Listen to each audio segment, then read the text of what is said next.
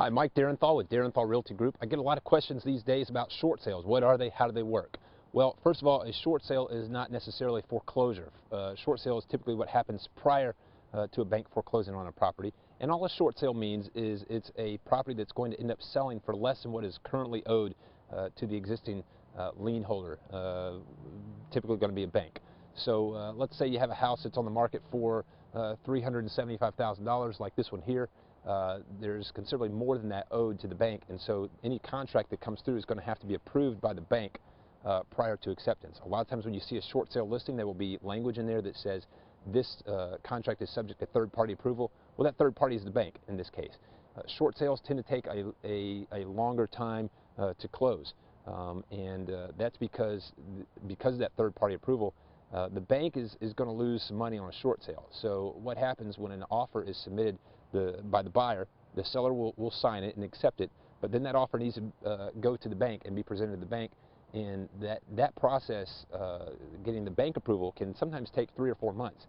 And the reason being, there's a lot of red tape on the bank side. The bank actually, in most cases, will have to take the loss that they are going to swallow and run that by the lender outside of the bank that actually is the one that has invested the money in this loan. So there's more than just the bank. There's several parties involved outside of the buyer and the seller that can really cause these things to stretch out and take longer than a typical transaction. A short sale is a fantastic opportunity, especially in this market right now, to get some properties considerably below market. And for a lot of buyers, it's a great way to go about pursuing a property. But they're not made for everybody.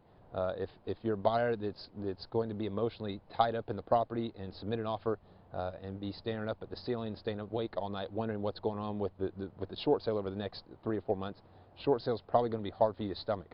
For somebody that can approach it and kind of keep the emotions out of it and does not mind having an offer on the table and sitting back and waiting for 30, 60, 90 days to find out whether or not it was even accepted by the bank, well, the short sales present a lot of opportunity in this market.